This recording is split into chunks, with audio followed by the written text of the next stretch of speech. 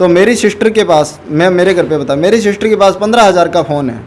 अपने उसको पूछ ही नहीं रहे बेटा फ़ोन कहाँ से लेके आई है, फ़ोन किसने दिया है, तेरे को ये चप्पल तू कहाँ से लेके आई है, तेरे सूट कहाँ से लेके आई, तेरी मम्मी ने नहीं दिलाया, मैंने नहीं दिलाया, तो तू कहाँ से लेके आई। जो बहनें अपने आप को सुरक्षित महसूस कराना चाहती है वो रक्षाबंधन पे अपने भाई से एक शपथ ले कि मैं तभी तेरे हाथ की कलाई पे राखी बांधूंगी जब तू अपने साथ ऑफिस में काम करने वाली हर लड़की को मुझे देखता है तो उसी नज़र से उसको देखेगा। चाहे लव मैरिज की, लव मैरिज होने के बाद जिनका डिस्ट्रीब्यूट होता है, तो मैं मान के चलता हूँ उस लड़के ने भी उसी टाइम बोल दिया कि ये 3 लड़कों से और से बात करती है। जो लगाया वे अपने सोनू भाई जी चारण है, अच्छा अच्छा गांव फेफाना से बिलोंग करते हैं। अच्छा अच्छा उन्होंने इस संस्थान को खड़ा किया था। अच्छा।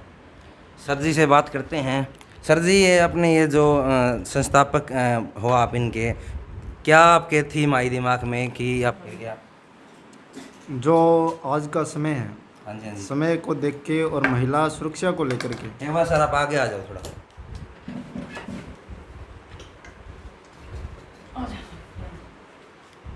जो वर्तमान जो समय है अपना, हाँ जी, हाँ जी। उस समय को देखते हुए और महिला सुरक्षा को लेकर के 18 अगस्त 2013 यानी रक्षाबंधन का दिन था। 18 अगस्त 2013 को जब इस संस्थान की स्थापना की, महिला सुरक्षा को लेकर के प्राथमिक उद्देश्य अपना था महिला सुरक्षा को लेकर के, दहेज के, छेड़छाड़ के ऐसे मामलों के समाधान के लिए संस्थान की स्थापना की थी। हाँ जी, हाँ और आज तक संस्थान ने 3402 महिलाओं के पुनर्वास करवाए, यानी उनका राजीनामा करके पुनः घर बसाने का काम किया है। और आपके सामने 36 महिलाओं को जो आश्रय दे रखा है वो आपके सामने।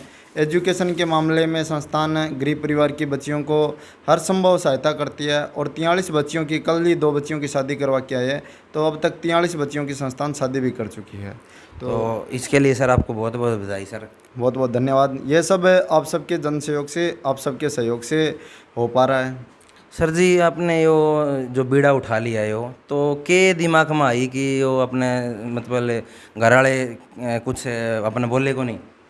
घर वालों की बात तो ये है कि मैं वैसे तो नॉर्मल परिवार से हूँ, लेकिन आपको एक बात बताऊँ मैं, अगर समाज सेवा अगर अपने आपको अगर सच्चे दिल से करनी है ना, तो आपको जो बचपन में जो अपनी लाइन है ना, जो शुरू से जब अपने उभरने लगते हैं, जिस लाइन में अपने को जाने का विचार होता है, अभी कोई तो गवर्नमेंट जॉब की तरफ जाता है, कोई खेल की तरफ जाता है, अपने उसी टाइम अगर डिसाइड कर लेंगे कि अपने को सोशल वर्किंग की तरफ जाना है, तभी अपने सक्सेस हो सकें।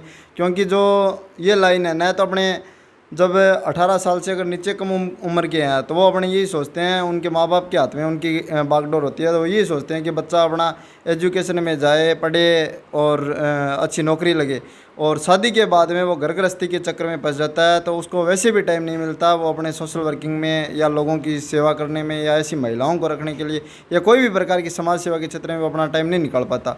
उसके बाद में जब वो 40, 45, 50 साल का हो जाता है, उसके बाद में वो बुजुर्ग हो जाता है। हमारे साथ भी काफ़ी बुजुर्ग लोग जुड़े हुए हैं, जब उनको हम लेकर के जाते हैं, आज हमें बीकानेर काम है और कल हमें बीकानेर से आगे जैसलमेर काम है, तो हमें बीकानेर से वापस आना पड़ेगा। अगर हमारे साथ बुजुर्ग व्यक्ति है और अगर हम एक जैसी उम्र के हैं तो हम बीकानेर रुक सकते हैं, गाड़ी में रुक सकते हैं, कहीं पर भी रुक सकते हैं।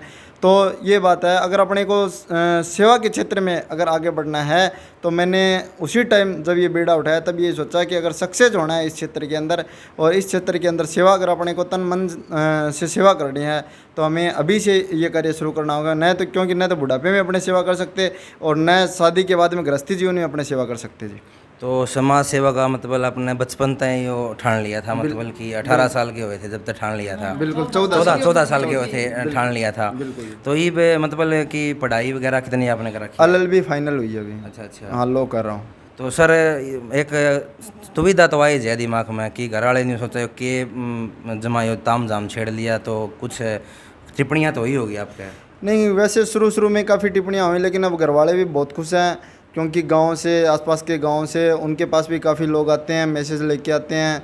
जिस प्रकार का मैसेज समाज में क्रिएट हुआ है, तो घर वाले भी बहुत खुश हैं। सब कुछ मेरे परिवार वालों की थिंकिंग भी अच्छी है, क्योंकि सब कुछ वो पैसे को सब कुछ नहीं मानते। आज उनके बेटे का जो नाम है उसके हिसाब से वो पूरी सपोर्ट करते हैं, बुलंदियों पे अभी? हाँ। तो इस आपके जो चल रहा है इसके आश्रम में कितने जो काम करते हैं आपके आश्रम में 8 स्टाफ है और 11 लोगों की कमेटी है। अच्छा अच्छा। तो अभी जो मैनेज कर रहे हो इसको, जो बाहर से मतलब कि आपका कोई रजिस्टर्ड है क्या ये? हाँ, ये 2018 अगस्त 2015 को ही राजस्थान सरकार से पंजीकृत करवाया था ठीक है। उस टाइम भी मैं ये बताऊँ आपको कि मैं 10वीं क्लास में था। अच्छा अच्छा। और मैंने स्कूल की फ़ीस देख के 10,020 रुपये उसकी रजिस्ट्रेशन फ़ीस लगी थी उस टाइम, जब राजस्थान सरकार से पंजीकृत करवाया था, उस टाइम पंजीकृत करवाया था। और 18 अगस्त 2018 को नीति आयोग भारत सरकार से इसको पंजीकरण करवाया था। तो समाज सेवा का जो मुद्दा अगर अपना उठाया तो इसमें एक तो पैसे का सहयोग तो बहुत चाहिए, अपने पता होगा इस बात का। पैसे का सहयोग आपसे कहाँ से मिला आपको? सबसे पहले तो पैसे की सपोर्ट माने तो मेरे बड़े भाई साहब थे, उन्होंने तन मन धन से मेरा पूरा सपोर्ट किया। और जब हम गांव में नहीं, आसपास के गांव में गए, जहां भी हमने कार्यक्रम किया, दिल्ली तक हमने कार्यक्रम किया, तो उनका पूरा सपोर्ट रहा। और संस्थान को उन्होंने अपनी तरफ से गाड़ियां भी दे रखी थी। तो जब तक 2 साल तक उन्होंने अपना पूरा सपोर्ट किया। तो सर अभी आपकी कौन से ज़िले में कहाँ कहाँ तक मतलब सेवा का ये आप सहयोग दे रहे हो? अभी जो महिला अनाथ आश्रम के माध्यम से है, तो महिला अनाथ आश्रम में अपने को पूरे भारत के अंदर कहीं से भी सूचना आती है। आप अंदर जाके देखोगे तो गुवाहाटी से भी महिला है, अपने उत्तराखंड से भी महिला है, यहाँ पे कोलकाता से भी महिला है अपने पास है। तो आपको जब पता चलेगा अभी अपने यहाँ राजस्थान से ही नहीं, काफ़ी अलग अलग राज्यों से भी अपने पास यहाँ महिला है। तो दहेज के, मारपीट के जैसे भी केसेस अपने पास जहाँ से भी महिलाओं की सूचना आती है, अपने को जिस भी ज़िले से, जिस भी राज्य से सूचना आती है, तो अपनी टीम तुरंत वहाँ उस महिला की सहायता करने के लिए पहुँच जाती है। तो अपने न तो ये देखते हैं भी ये किस समाज की महिला है, और न ये देखते ये किस राज्य की महिला है, अपने जहाँ तक पहुँचने का प्रयास करते हैं कि उस महिला तक पहुँचें और उसकी मदद करें। हर संभव मदद करने का पूरा प्रयास रहता है। जैसे कि महिला है, कोई दुख है, मतलब कि कई बार क्या हुआ कि परिवार ने छोड़ के आगे, भाज के आगे, जो भी है, मतलब कोई तो दुख में आवे है, तो उसका आप कैसे मैनेजमेंट करते हो? मतलब कि कानून से मदद लेते हो या फिर बाद में आपका जो है ऑपरेशन रहता है? देखो, सबसे पहले तो आप ये मान के चलो, कोई भी महिला प्रताड़ित होती है, हाँ हाँ। तो वो ये मान के चलो कि उनका परिवार के माध्यम से समझाइश होने का प्रयास रहता है। हाँ जी हाँ जी। उसके बाद वो महिला, जब हमने हेल्पलाइन वैन जो शुरू की थी दहेज मारपीट की केसेज के लिए, एक हमने स्पेशल गाड़ी लगा रखी है, तो जब हमने ये चीज़ शुरू की तो तब अपने हमारे एडिशनल एसपी लेडीज़ थी, बिश्नोई थी, तो हमने उनसे बातचीत की, मैडम इस प्रकार से हम हेल्पलाइन वैन शुरू करना चाहते हैं महिलाओं के लिए, तो दहेज के जो भी केसेस आते हैं हम अपने स्तर पे उनका निराकरण करेंगे। तब हमारे सिर्फ हनुमानगढ़ जिले की बात चल रही थी।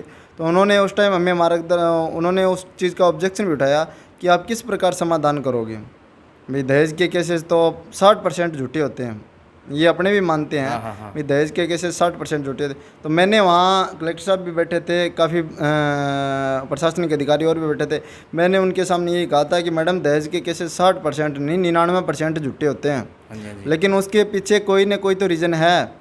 महिला प्रताड़ित होकर के जब पुलिस थाने पहुंचती है या कोर्ट पहुंचती है, तो वो कोई न कोई प्रकरण को लेकर के पहुंचती है, तो वहाँ कोई न कुछ तो बात ज़रूर रखेगी भाई, हमारे घर में या हमारे परिवार में इस प्रकार की परिस्थिति है, तो वकील या पुलिस वाले उसको यही मार्गदर्शन करेंगे कि तुम दहेज का या मारपीट का केस कर दे, और उसके पास कोई चारा नहीं होता दूसरा, तब ये मजबूर होकर दहेज या मारपीट का केस करती है। लेकिन आज के इस टाइम में दहेज के 1% ही केसेज है, जो वर्तमान जो परिस्थिति है उसको देखते 1% केसेज है वो सही आते हैं, बाकी 99% झूठे आते हैं। लेकिन उनके पीछे कुछ ना कुछ कारण तो जरूर है, प्रताड़ित तो जरूर है महिला।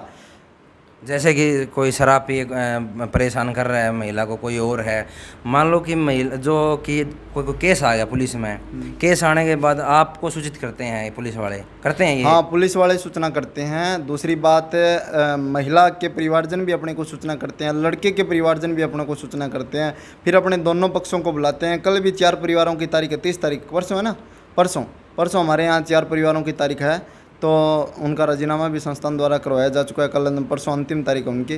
तो क्या करते हैं कि उनका दोनों का समझाइश तौर पे बैठा के, अब अपने जब भी पंचायत होती है ना, पंचायत में क्या करते हैं, 10 से 1 तो लड़की पक्ष के आ जाते हैं, 10 से 1 लड़के पक्ष के आते हैं, तो वो लड़के और लड़की को कम बोलने देते हैं और वो आपस में ज़्यादा बोलते हैं। इस वजह से उनका सामंजस्य नहीं बैठ पाता। आप कभी भी ऐसा, अगर आपके सामने ऐसा कोई भी मामला है, एक बार के लिए आप लड़के और लड़की को 10 मिनट के लिए एकांत में बिठा के उनके विचार विमर्श कीजिए, आपका समाधान 10 मिनट में कोई ना कोई सॉल्यूशन ज़रूर निकले। ऐसी कोई समस्या है ही नहीं कि जिसका सॉल्यूशन न हो।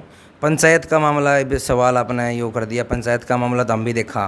पंचायत कह रहा है कि लड़की वाले को बोल देते हैं कि ये थारी लड़की न्यू है, मतलब दोनों बोलने कौन दे, छोरी तो छोरे की चाल रहेगी लगभग। बस फिर क्या हुआ, पुलिस में छोरी की चाल है, तो उसमें आप क्या फाइनल बात क्या करते हो? उसमें फाइनल डिसीजन ये है कि लड़का और लड़की दोनों को आप उस माहौल से निकालिए। पहले जो माहौल 20-30 लोगों के बीच में जो माहौल बना हुआ है, उस माहौल से पहले लड़के और लड़की को निकाल के एकांत में ले जाके उनकी रियलिटी बात है जो बात पूछिए।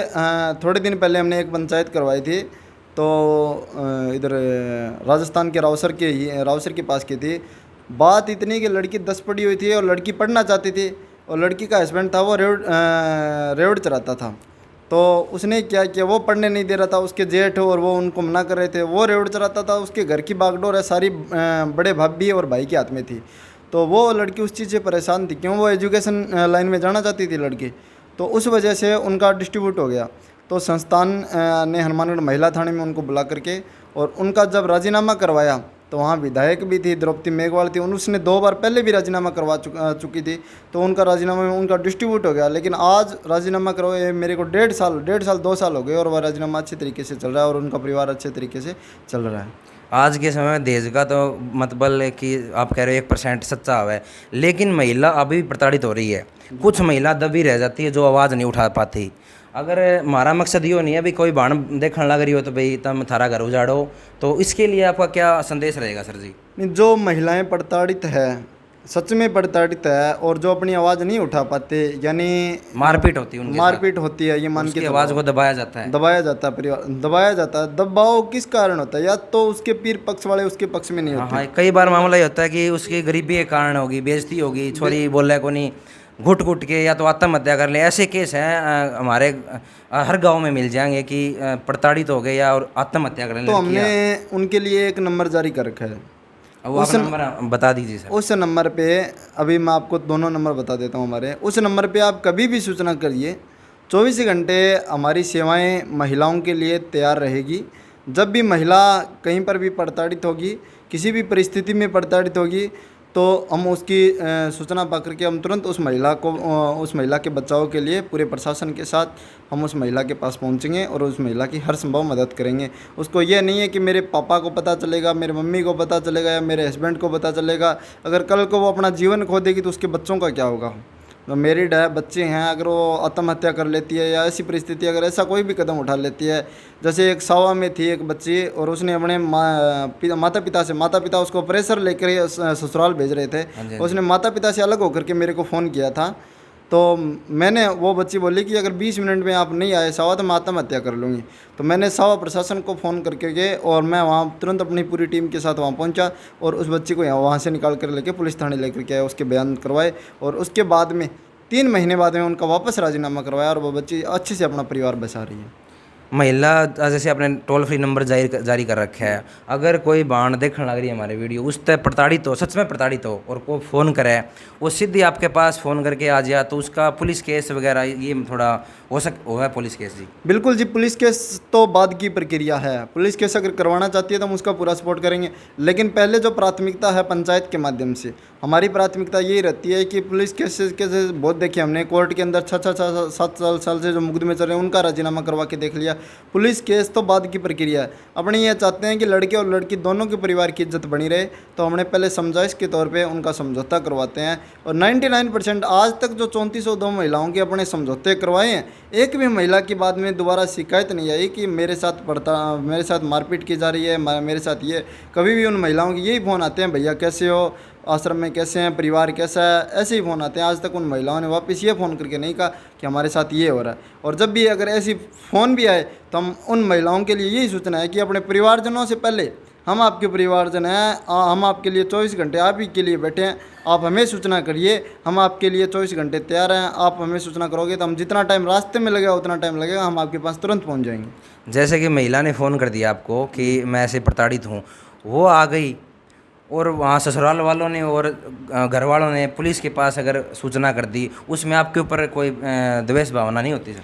नहीं, ऐसी अगर बच्ची वास्तव में प्रताड़ित है और बच्ची मदद चाहती है तो हम दोनों पक्षों को, परिवार वालों को भी बुलाते हैं, उसके पीर वालों को बुलाते हैं। पुलिस फिर वो जो पीर पक्ष है उसमें तो पुलिस वाले क्या करेंगे, जब लड़की खुद ये चाहती है मेरे को न्याय मिले और वो न्याय के दवार पे आई है यहाँ, तो उसके साथ न्याय ही होगा। अभी आप देख लो, मैं आपको बताता हूँ, यहाँ पास में भगवान गांव है, भगवान गांव में आपके चूड़ी बगड़ियाली है आपके हरियाणा में। हाँ जी, हाँ जी। तो वहाँ से एक पादरी आ रखा था धर्म परिवर्तन, हिंदू धर्म को ईसाई में परिवर्तित करने के लिए। तो वो उस बच्ची में ये बता रहे थे कि इस बच्ची में भूत प्रेत का साया है। मतलब 4-5 दिन से उस बच्ची को प्रताड़ित कर रहे थे, उस पर राख रुख मसला रखी थी, उस बच्ची की बुरी हालात थी। तो मानसिक हमें रूप से परेशान थी वो। हाँ 2 जुलाई को हमारे पास रात को 10 बजे फ़ोन आया था उनका कि ये बात है, इस प्रकार से बच्ची, गाँव वालों का फ़ोन है। हमारे से पहले गांव का सरपंच था, उसने 50 लोगों को ले जाकर वहाँ समझा इसकी, लेकिन वो उसकी नहीं माने। भी बच्ची अगर माइंडली तौर पर डिस्टर्ब है तो उसको हॉस्पिटल में भर्ती करवाओ। अगर आज के युग में अपने जो एजुकेशन का युग मान रहे हैं, इस युग में अगर अपने ये बिलीव करेंगे कि भूत है भूतनियाँ हैं, तो अपने कहाँ एजुकेटेड है। लेकिन सर आजकल यही चल रहा है, दोबारा से स्टार्ट हो गया है ये, भाई भूत है। लगभग आजकल हर परिवार में शाना सपटा गंजा हुआ है। लेकिन इसके बारे में आप बहन बेटी है जो अपनी वीडियो देख रही है, उनके लिए आप 2 शब्द कहिएगा। नहीं, ये देखो, अगर माइंड में उनकी ऐसी साइकोलॉजी है तो वो साइकोलॉजी को दूर करे और वो डॉक्टर के पास जाकर के जो विज्ञान का युग आज का युग है उसमें उनकी सलाह ले। तो उसकी बच्ची की मैं आपको बात बताऊं कि उसको जब हम लाने के लिए गए, हम 4 ही लोग थे, मैडम थे और उपाध्यक्ष जी मंजीत जी कौर थे और मैं था और एक साथी और था, हम 4 लोग थे। 4 लोग उसको लाने के लिए गए। गांव वाले कम से कम 100 की संख्या में गांव वाले बुजुर्ग लोग वहाँ थे। तो हमने पूछा भाई इतने लोग आप इकट्ठे हो रखे हो तो हमारी जरूरत कहाँ पड़ी कि वो घर से निकालने नहीं दे रहे बच्चे को मार देंगे। तो हमने वास्तव में, जो आपको अगर वीडियो देखोगे तो आपको अचंभा होगा भी, इस कंडीशन से उस बच्ची को हम निकाल करके लेके आए। उसकी माँ ने हमें पता नहीं क्या क्या बोला उस परिस्थिति में, पुलिस वाले भी हमारे साथ थे। तो हम उस बच्ची को, वो एक तो भाग गया था, 2 पादरी थे, वो एक तो भाग गया था, एक को पकड़ के लेके गए, चूड़ी वाला वो पकड़ी जगह। अच्छा, उसको थाने में ले गए। तो वो तो बोलने लगे कि आपकी गाड़ी पलटा दूंगा, ये कर दूंगा, वो कर दूंगा। हवालात में आने के बाद कैदियों के बोल रहा था मैं आपको निकाल के ले जाऊँगा, लेकिन ऐसी ऐसी मतलब भ्रांतियाँ फैला रहा था। उसके बाद में बच्ची 3-4 दिन के बाद में ठीक हो गई, बच्ची बिल्कुल स्वस्थ हो गई। बच्ची को परिवारजनों को सुपुर्द किया और उस पूरे गांव में नहीं, आसपास के काफ़ी गांव में ये मैसेज गया है कि ऐसी भ्रांतियां जो ऐसे लोग होते हैं उन लोगों के बहकाव में ना आए। ऐसा समाज में जो आज का विज्ञान का युग है, इस युग के अंदर आप मेडिकल ट्रीटमेंट लें। ऐसे केसेस हमारे पास बाद में और भी आए हैं, क्योंकि जो सोशल मीडिया के माध्यम से लोगों को पता चला है, तो ऐसे केसेस और भी आए हैं, उनका भी हम समाधान कर रहे हैं, उसमें भी लगे हुए हैं। जैसे सर कि दबाव से शादी हो गई, कई बार लड़की ना चाहे कि मैं शादी कौन करना चाहूँ, मैं इस लड़के से शादी कौन करना चाहूँ, मैं ये करना चाहूँ। घर वाले फिर शादी करते हैं, फिर दबाव में रह के वो आत्महत्या कर ले या फिर और कुछ कदम उठावे। इसके बारे में सर देखो, अगर घर वालों के खिलाफ, मैं आज परिजनों को भी संदेश देना चाहता हूँ कि सबसे बड़ी जो कमियां हैं जो यहाँ अपने को दिखाई दे रही है, लड़कियां अगर पहले जो टाइम था, जो माता पिता देख लेते थे उसी हिसाब से शादियाँ होती थी। लेकिन आज का जो टाइम है, लड़कियां अपने हिसाब से, जो लड़कियां 18 साल से बालिग हो जाती है तो उसके बाद में वो अपने हिसाब से अपनी ज़िंदगी को अपने हिसाब से जीना चाहती है और एजुकेशन का ज़माना है। तो मेरा मार्गदर्शन तो ये, जो समय के अनुसार तो लड़कियों को माता पिता की माननी भी चाहिए, और जब माता पिता का मार्गदर्शन लड़कियां खुद भाई सजेस्ट करें, भाई इस प्रकार का लड़का है और इस प्रकार से है, अगर अपनी बात खुल के माता पिता को बताए और माता पिता को भी उसमें सहमति जतानी चाहिए। जहाँ तक वर्तमान जो ज़माना है, क्योंकि अपने देख रहे हैं भाग भाग के लड़कियां शादी कर रही है, कोई लड़कियां सुसाइड भी कर रही है, बहुत सारी लड़कियां, बहुत सारे डेली के 5 से नॉर्मल केसेस ऐसे आते हैं कि लड़कियां दिनों दिन सुसाइड भी कर रही है, लड़का लड़की दोनों प्रेमी जोड़ा भी सुसाइड कर रहा है। तो ये हालात है दिनों दिन बहुत ख़राब होते जा रहे हैं। तो मेरा मानना यही है कि जहाँ तक हो सके लड़कियों को सजेस्ट करना चाहिए, या तो उन जो ऐसे परिवार है, उन परिवारों को जो शुरू से ही अपनी नींव है वो मजबूत रखनी चाहिए। ठीक है ना। आजकल क्या है, वर्तमान जो परिस्थिति है, मैं आपको एक हकीकत बताता हूँ। मेरे गांव की घटना हुई थी अभी पीछे। तो एक लड़की, उसने भाग के शादी कर ली। तो यहाँ नौर में पंचायत हुई, तो वो बोले कि इस थाने में पंचायत हुई तो बोले कि इसने तो भाग के शादी कर ली, समाज की नाक कटवा दी, ये कटवा दी। भाई आपको समाज की नाक कटी हुई अब दिख रही है, जब इस लड़की के पास आपका परिवार, आपके फादर 300 रुपये मजदूरी लेके आता है, मेरे फादर है 500 रुपये मजदूरी लेके आता है। तो मेरी सिस्टर के पास, मैं मेरे घर पे बता, मेरी सिस्टर के पास 15,000 का फ़ोन है। अपने उसको पूछ ही नहीं रहे, बेटा फ़ोन कहाँ से लेके आई है, फ़ोन किसने दिया है, तेरे को ये चप्पल तू कहाँ से लेके आई है, तेरे सूट कहाँ से लेके आई, तेरी मम्मी ने नहीं दिलाया, मैंने नहीं दिलाया, तो तू कहाँ से लेके आई।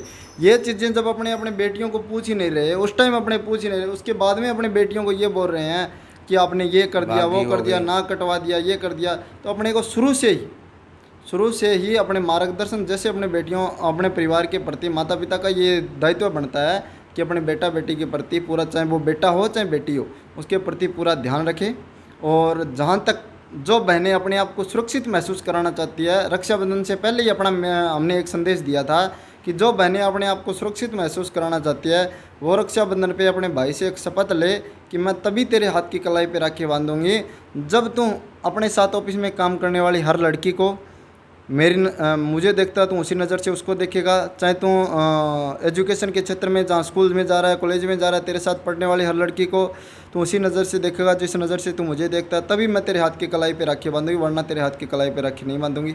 ऐसे लड़कियों को हमने सजेस्ट भी किया है, ऐसे शपथ भी काफ़ी लड़कों को लड़कियों ने दिलाई है। तो जितना हो सके हमारा जागरूक करने का प्रयास चल रहा है। माता पिता से भी मेरा निवेदन है कि वो भी अपने बेटा बेटी के प्रति पूरा ध्यान जी दें। जी। तो ये वीडियो बहुत ही इंपॉर्टेंट है, सारे शेयर करिए। और सर जी एक सवाल और है, जैसे कि लव मैरिज का सवाल है, लव मैरिज को आप कितना स्टिक मानते हो? देखो, जो वर्तमान परिस्थिति है, वर्तमान परिस्थिति को देखते हुए, वर्तमान जो हालात है, उन हालातों को देखते हुए जो लव मैरिज हो रही है, जिनके हमने जो लोग लव मैरिज करें, ठीक है, वो लड़का लड़की दोनों सजेस्ट हैं। लेकिन अभी आपको ताज़ा घटना बताऊं मैं, थालड़का गांव की लड़की थी और पदमपुरा गांव का लड़का था, दोनों भाग गए। और लड़की अपने जानकार यार मित्र ग्रुप था, उसकी भांजी निकले, उन्होंने हमें सूचना दी। तो मैडम, मैं और हमारी पूरी टीम ने जा कर के लड़का और लड़की दोनों को हमने गंगानगर से आके पदमपुर में पकड़ा था, बिना प्रशासनिक सहायता के, बिना कोई फ़ोन सूचना के हमने उनको वहाँ पकड़ लिया। दोनों को लेकर के, दोनों को समझाइश की।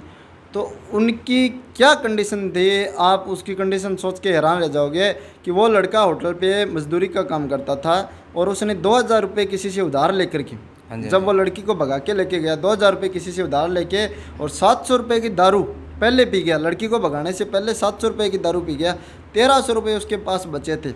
अब ये मान के चलो, जिस लड़के के पास घर परिवार से उसको बेदखल कर रखा है और उसके पास जब 1300 रुपये है, वो लड़की को कहाँ रखेगा, कैसे रखेगा, किस हालात में रखेगा, किस परिस्थिति में रखेगा। ये चीज़ अपने लिए जो विचार, जो उस लड़की के हालात मैंने देखी और लड़के के हालात मैंने देखे, तब लड़की को समझाया, तो लड़की के बाद में समझ में आ गया। तो जो आज तक जो हमारे पास केसेज आए लव मैरिज के, लव मैरिज होने के बाद जिनका डिस्ट्रीब्यूट होता है, तो मैं मान के चलता हूँ उस लड़के ने भी उसी टाइम बोल दिया कि ये 3 लड़कों से और से बात करती है, ये करती है, मतलब इतना उसी टाइम उसने ये बोल दिया। शादी करने के बाद पता नहीं क्या क्या बोलता। क्या बोलेगा? तो ये परिस्थिति है कि 99% जो डिस्ट्रीब्यूट होता है लव मैरिज के अंदर, 99% डिस्ट्रीब्यूट यही होता है कि उसके महीने बाद या 2 महीने बाद या 3 महीने बाद एक बार तो उनको लगता है अपने शादी कर लें, ये कर ले, वो कर ले। लेकिन जो परिवार की सहमति से जो रिश्ता बनता है, अपने देखते हैं जो रिश्ता करते हैं परिवार में, तो अपने चाचा ताऊ मामा मामी सब देख के आते हैं, अच्छे तरीके से परिवार में सारे लोग रिश्ते देख के आते हैं। और रिश्तों में क्या होता है, इधर उधर से प्रेशर भी होता है भाई, रिश्तेदारियों का प्रेशर होता है, शर्म भी होती है, लिहाज भी होती है। तो अपने प्रेशर देखिए, कल को लड़के की गलती हो तो उसको भी समझाइश कर देते हैं, लड़की की गलती हो उसको भी समझाइश कर देते हैं। लेकिन इससे जो रिश्ता है, जो लव मैरिज है, इसमें किसी का प्रेशर नहीं होता। बाद में लड़की की कोई भी साइड नहीं लेता, लड़की के साथ कोई भी अत्याचार होता है, बाद में उसकी लड़की की कोई भी साइड नहीं लेता। तो ये परिस्थिति है। तो जो दोनों एजुकेटेड हैं, अगर दोनों जॉब में हैं, दोनों अच्छा काम कर रहे हैं, तो हमें और कोई एतराज़ नहीं है। अगर इस प्रकार से अगर वो शादी करते हैं, दोनों अगर अच्छे पढ़े लिखे हैं, दोनों को अपनी सोच समझ है भाई, अपने सही मार्ग पे चल रहे हैं, तो हमें नहीं, समाज को भी कोई एतराज़ नहीं होगा, जहाँ तक मेरी सोच है। और जिस प्रकार से अगर इस कंडीशन में, जो मैंने आपको उस लड़के की कंडीशन बताई, इस कंडीशन में अगर भाग के शादी करेगी लड़कियां, तो लड़कियां तो आत्महत्या करेगी। वो सामने वाला आत्महत्या करे, आप आत्महत्या करेगी। लेकिन कई बार क्या होता है, कोर्ट फैसला देता है कि लव मैरिज कर दी, और उसके बाद लड़का किधरी, लड़की किधरी, तो उसमें आपका क्या फैसला रहता है सर जी? देखो, कोर्ट जब फैसला करती है, अभी मैं कोर्ट 18 साल के बाद, 21 साल के बाद लड़की को हक दे देती है। तो ये हक इसलिए नहीं है कि वो अपनी मर्ज़ी से हर किसी लड़के के साथ शादी कर ले, या जो मतलब मैं काफ़ी ऐसे चीज़ देखी है मैंने कि महीने बाद की, और उसके साथ मतलब माँ बाप से, यार जिस माँ बाप ने आपको, जिस माँ ने आपको 9 महीने कोख में रखा, उस माँ को आप ठुकरा के जा रही हो। जिस बाप ने आपको पाल पोस के बड़ा किया, जिस बाप ने आपकी हर इच्छा पूरी की, उसको आप ठुकरा के जा रहे हो अननोन के साथ। जो आपको पिछले 1 महीने से जानता है या 2 महीने से जानता है, उसके साथ अगर आप जा रहे हो तो आप उन माँ बाप के साथ नहीं, आप भगवान, अगर भगवान को आप मानते हो, अपने मानते में भगवान है, माँ बाप से बड़ा कोई भगवान नहीं है, ठीक है ना, आप उनके साथ अत्याचार कर रहे हो। भाई आप अपने आज भी देख के जाते हैं, आज भी अपने समाज में सोचते हैं भाई फलाना राम की बेटी भाग गई या वो भाग गई, ऐसी परिस्थिति में लोग बातें करते हैं तो अपने को भी शर्म आती है। और आत्महत्या भी कर लेते हैं माँ बाप कई बार, बहुत सारे बहुत सारे। इधर कैलाश गांव है तारानगर में, तो अनमेरिड बच्ची के लड़का हो गया तो उसने आत्महत्या कर ली, उसके फादर ने, उसका भाई मेंटली हो गया। तो जब हम उसके गांव में गए पंचायत को लेकर के, पंचायत करवाने के लिए, तो सामने वाला लड़का उसने एक्सेप्ट नहीं किया उस लड़की को। हमें भी उसने कहा कि हम आपको 2 लाख रुपए दिलवा देंगे, लड़की को कहीं और भिजवा दो, ये करवा दो। फिर मैंने उस लड़का जाटों का था और लड़की ऐसी समाज से थी, लड़के को बुला करके और फिर उनका दोबारा मंदिर में उनकी शादी करवा करके और उस लड़की को वहाँ बसाया। डुंगराना, ये बादरा के पास डुंगराना गांव है, डुंगराना का लड़का था, तो उनका वापस राजीनामा करवा करके उस लड़की को वहीं बसवाया और वो लड़की आज भी बस रही है। तो सर जी ने मतलब कितने परिवार बसाए हैं और कितने जो बहन बेटी है उनकी सहायता करी है सर जी? मैं तो यही कहूँगा बहनों के लिए भी, हम आपकी रक्षा के लिए सदैव तैयार रहेंगे, आपकी सुरक्षा के लिए सदैव तैयार रहेंगे, आपकी शिक्षा के लिए सदैव तैयार रहेंगे। लेकिन आपसे मेरा एक ही विनम्र निवेदन है कि आप कोई भी काम करने से पहले जो आपका जन्मदाता है उनके बारे में ज़रूर सोचिए कि वो किस क्षेत्र में काम कर रहे हैं, क्या काम कर रहे हैं, समाज में उनकी क्या इज्जत है। अगर अपने कोई भी कदम उठाना चाहते हैं तो उससे पहले अपने माँ बाप को सजेस्ट कीजिए और माँ बाप को गुरु के साथ साथ एक अच्छा मित्र भी बनाइए, हर बात उनके साथ शेयर कीजिए ताकि उनको भी सुख महसूस हो, जो उनकी संतान है वो एक अच्छे लाइन पे चल रही है और उनकी संतान है वो अच्छी चरित्रवान संतान है। तो मेरा तो सभी बहनों से यही निवेदन है कि हमारी पूरी की पूरी टीम जी आपके साथ तैयार रहेगी। जब भी आपके साथ कोई भी अत्याचार होगा तो आपका ये भाई और पूरी टीम हमारी आपके साथ तैयार रहेगी। जब भी आप कहीं पर भी हमें सूचना दे करके बुलाएंगे, हम तैयार रहेंगे आपके साथ। हमारे संस्थान के जो नंबर है मैं आपको बता देता हूँ, 7878 नोट कर लियो भाई सारे, और स्क्रीन पे भी डाल दूंगा मैं, और आप सेव कर लियो, 7878 000 307 और 972811 19162, ये 2 नंबर है संस्थान के, आप नंबर नोट कर लीजिए। कभी भी किसी भी परिस्थिति में किसी भी बहन बेटी के साथ अत्याचार हो रहा हो या एजुकेशन के मामले में या मैरिज के मामले में कोई भी समस्या हो तो हमारी संस्थान उसकी हेल्प करने के लिए तैयार है। या आपको कहीं पर भी लावारिस स्थिति में कोई भी महिला, कोई भी बच्ची या कहीं पर भी दिखाई दे तो आप हमें संस्थान को तुरंत सूचना दें।